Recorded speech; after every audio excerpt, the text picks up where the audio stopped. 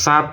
Mengapa mahasiswa seluruh Indonesia masih harus belajar bahasa Indonesia sedangkan pelajaran bahasa Indonesia secara resmi sudah diterima setiap anak sekolah di Indonesia sejak kelas 1 hingga kelas 12. Mahasiswa tetap mempelajari bahasa Indonesia di perguruan tinggi karena pembelajaran ini berfokus pada penguasaan bahasa dalam konteks akademi seperti penulisan ilmiah, analisis kritis, dan retorika. Hal ini juga penting untuk menjaga fungsi bahasa Indonesia sebagai identitas nasional sekaligus mempersiapkan mahasiswa menghadapi tantangan global tanpa kehilangan akar budaya.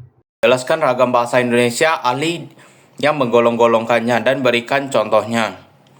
Yang pertama, ragam bahasa berdasarkan media atau sarana. Menurut ahli Goff Keraf, ragam lisan digunakan secara langsung melalui media suara. Ciri-cirinya adalah intonasi, jeda, dan tekanan. Contoh percakapan sehari-hari atau pidato.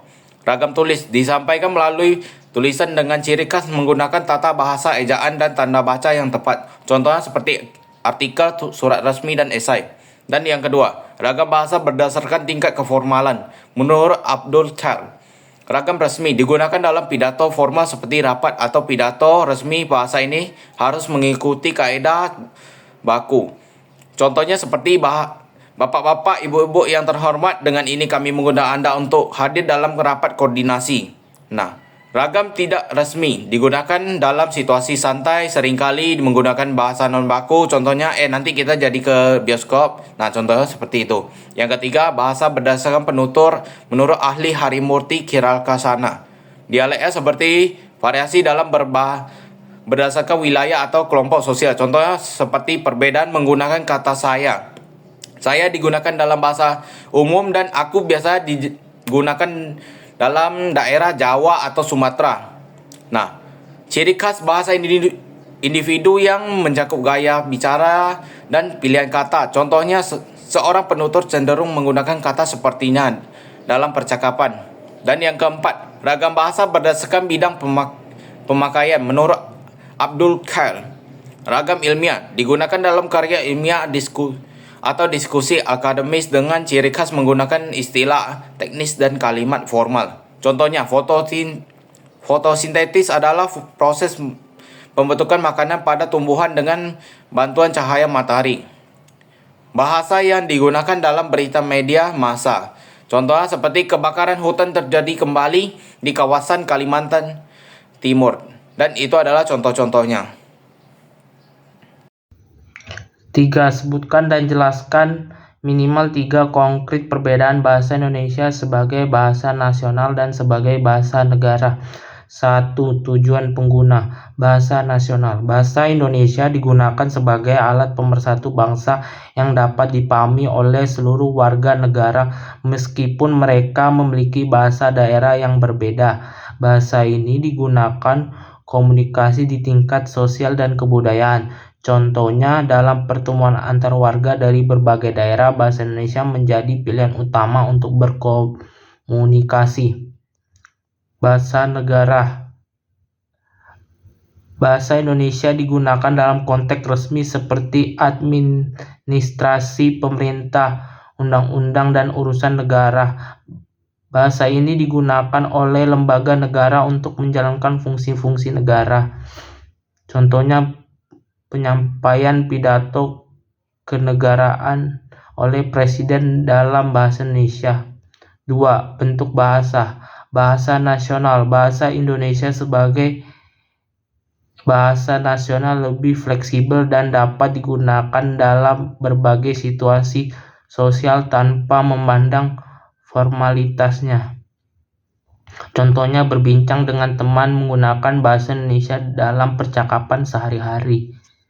Bahasa negara. Bahasa Indonesia sebagai bahasa negara lebih terstruktur dan digunakan dalam bentuk resmi yang mengikuti kaidah tata bahasa yang baku. Contohnya, penulisan surat resmi oleh instansi pemerintah menggunakan bahasa Indonesia yang formal dan sesuai dengan pedoman ejaan yang benar.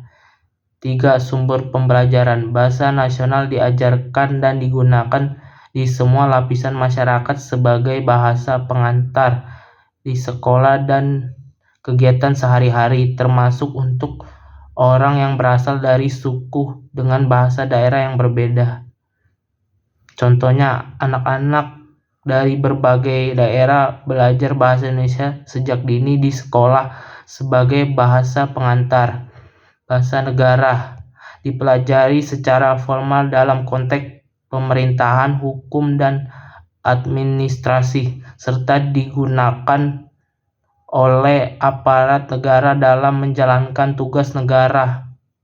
Contohnya, pegawai negeri atau anggota legislatif menggunakan bahasa Indonesia baku dalam proses legislatif dan pengambilan keputusan. Nomor 4. Siapa saja yang berhak wajib menggunakan bahasa Indonesia tepat digunakan dengan baik dan benar.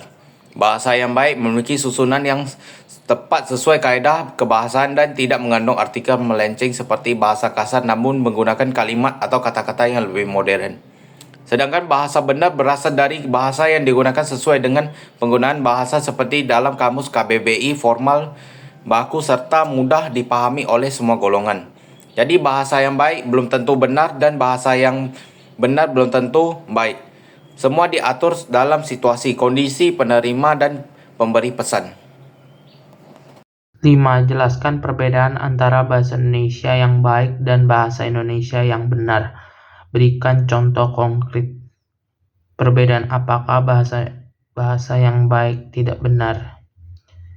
Bahasa Indonesia yang baik adalah bahasa yang sesuai dengan situasi dan kondisi komunikasi, seperti menggunakan bahasa formal dalam rapat atau bahasa santai saat berbicara dengan teman. Contohnya, apa kabar, Pak, dalam rapat formal. Sedangkan bahasa Indonesia yang benar adalah bahasa yang sesuai dengan kaidah tata bahasa dan ejaan. Contohnya, saya tidak tahu apa yang terjadi sesuai aturan tata bahasa. Apakah bahasa yang baik tidak benar? Bahasa yang baik belum tentu benar. Contohnya, gua nggak ngerti. Baik dalam percakapan santai tetapi tidak benar secara tata bahasa. Sebaliknya, bahasa yang benar juga bisa tidak baik jika sesuai konteks, seperti menggunakan bahasa formal dan situasi santai. Contohnya, apakah Anda sudah makan? Jangan lupa untuk makan. Nomor 6. Jelaskan dan berikan contoh fungsi khusus bahasa. Mengadakan hubungan dalam pergaulan sehari-hari, wujud seni, mempelajari dan memahami perubahan bahasa kuno ke modern, mendalami ilmu pengetahuan seperti iptek. Contohnya penggunaan bahasa formal dalam dokumen perusahaan pemerintah dibandingkan penggunaan bahasa pada surat pribadi maupun lainnya.